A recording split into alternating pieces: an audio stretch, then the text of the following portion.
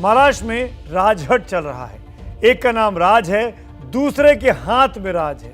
दोनों भाई हैं और दोनों लाउडस्पीकर पर अजान के बदले हनुमान चालीसा के द्वंद्व युद्ध में फंसे हुए हैं। जी हाँ, मैं बात मुख्यमंत्री उद्धव ठाकरे की सरकार और लाउडस्पीकर पर हनुमान चालीसा के जरिए उनको चुनौती दे रहे चचेरे भाई राज ठाकरे की कर रहा हूँ। कल रात राज ठाकरे की धमकी की मियाद पूरी हो गई कि मस्जिदों से लाउडस्पीकर नहीं उतरे तो हनुमान चालीसा हाई वॉल्यूम में सड़कों पर पढ़ी जाएगी, लाउडस्पीकर से सुनवाई जाएगी। और इस चक्कर में आज एमएनएस के तमाम कार्यकर्ता गिरफ्तार किए गए, कुछ को हिरासत में लिया गया, यानी वो पुलिस की खातिरदारी में है। लेकिन राज तो ठाकरे हैं, जिद तो उनकी आदतों में शामिल है। वो जिद्दी है, जिद करना उनको अच्छा लगता है। इस बार वो जिद पर अड़े हैं कि जब तक मस्जिदों से लाउडस्पीकर नहीं हटते हनुमान चालीसा का पाठ जारी रहेगा।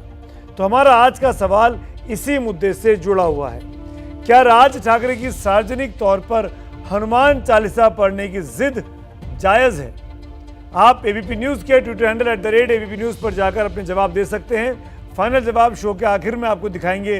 अगर आपको लगता है जायज़ है तो ऑप्शन ए पर क्लिक करिए, लगता है नहीं जायज़ है तो ऑप्शन बी पर क्लिक करिए। सवाल फिर दोहराता हूं कि क्या राज ठाकरे की सार्वजनिक तौर पर हनुमान चालीसा पढ़ने की जिद जायज़ है?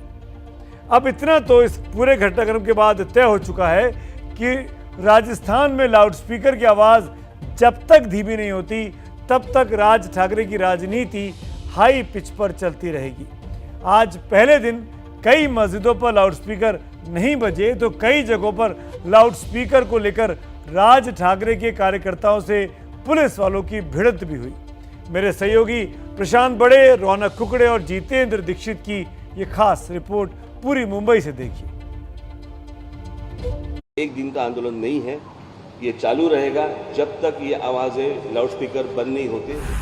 फ्लावर नहीं, फायर है मैं, झुकेगा नहीं।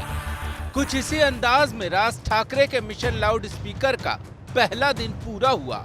4 अप्रैल सुबह 5 बजे। जय श्री राम, जय श्री राम, जय श्री राम, जय श्री राम। सन्माननीय राजसाहेब ठाकरे यांचा जय असो, महाराष्ट्र नवनिर्माण सेनेचा जय असो।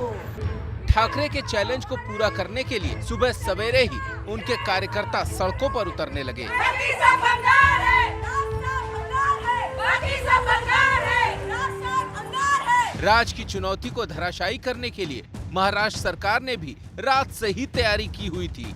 मस्जिद की ओर लाउड स्पीकर के साथ बढ़ते एमएनएस कार्यकर्ताओं के कदमों को रोक दिया गया। सैकड़ों कार्यकर्ताओं को पुलिस ने हिरासत में ले लिया। हालांकि कई जगहों पर एमएनएस कार्यकर्ता जुगत लगाकर हनुमान चालीसा लाउड स्पीकर पर बजाने में कामयाब रहे।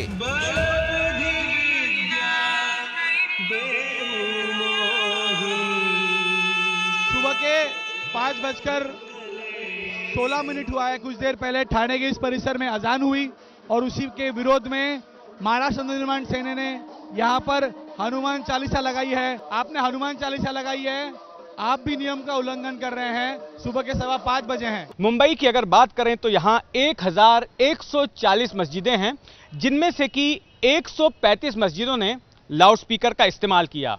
सवाल ये उठता है कि क्या ये राज ठाकरे की चेतावनी का असर था? वहीं दूसरी ओर राज ठाकरे ने इन 135 मस्जिदों के खिलाफ भी कार्रवाई करने की मांग की है और साथ ही अपना आंदोलन जारी रखने की धमकी भी दी है। 135 मस्जिदों के ऊपर सुबह 5 बजे के पहले जो सुप्रीम कोर्ट ने जो बताया वो नियम तोड़कर 135 मस्जिदों के ऊपर सुबह अजान लगाई गई लाउडस्पीकर के ऊपर। मैं पूछ रहा हूं महाराष्ट्र की पुलिस को, इन 135 मस्जिदों के ऊपर आप कौन सी कार्रवाई करने वाले हैं? सुप्रीम कोर्ट ने ध्वनि प्रदूषण रोकने के लिए लाउड स्पीकर की आवाज की लिमिट तय की है। क्या मस्जिद में इन नियमों का पालन हो रहा है? इसका रियलिटी चेक एबीपी न्यूज ने किया। एबीपी न्यूज की टीम अजान के वक्त मुंबई की मदनपुरा की मस्जिद में पहुंची।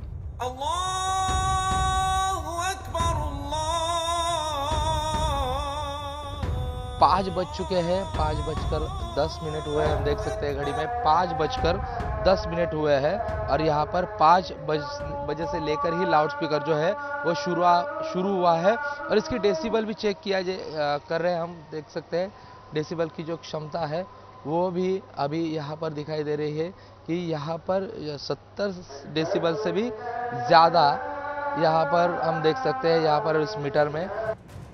हालांकि कई मस्जिदों में लाउड स्पीकर की आवाज कम रखी गई।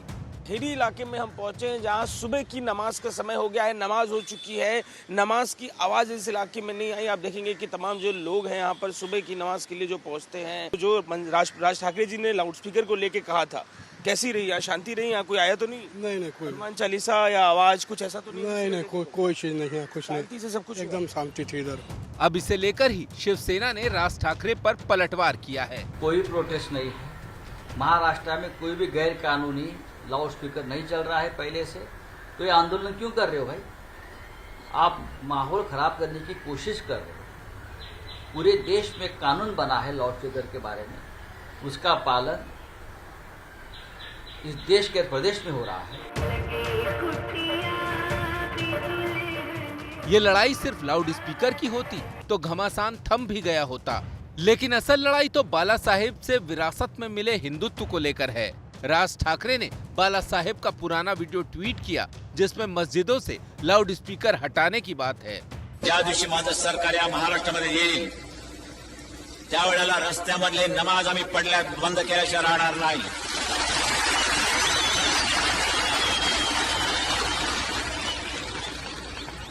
कारण धर्म असा असावा लागतो की तो राष्ट्र विकासाच्या आड येता कामा नये, लोकांना त्याचा उपद्रव होता कामा नये। आमच्या हिंदू धर्माचा कुठे जर कोणाला उपद्रव होत असेल त्यांनी मला येऊन सांगावं, आम्ही त्याचा बंदोबस्त करायला तयार आहोत। बाला साहेब की बात और राज ठाकरे का ये ट्वीट शिवसेना को चुभ गया। इतिहास के सारे जख्म शिवसेना निकालकर बाहर ले आई। जो लोग बाला साहब जी को छोड़ कर गए, उनके जीते जी, वो हमें हिंदुत्व क्या सिखाएंगे? बाला साहब ने अपने उस स्पीच में लाउड स्पीकर की बात जरूर की है, आपने देखा होगा, लेकिन बाला साहब के रहते हुए ही मुंबई और महाराष्ट्र में लाउड स्पीकर का मुद्दा खत्म हुआ था। भाई भाई की लड़ाई में महाराष्ट्र उबल रहा है, अमन दांव पर है और यही तो सियासत है जहां अपना काम बनता, बाकी आप खुद समझदार हैं। मुंबई से अजय दुबे, गणेश ठाकुर, प्रशांत बढ़े, रौनक कुकड़े के साथ जितेंद्र दीक्षित की रिपोर्ट।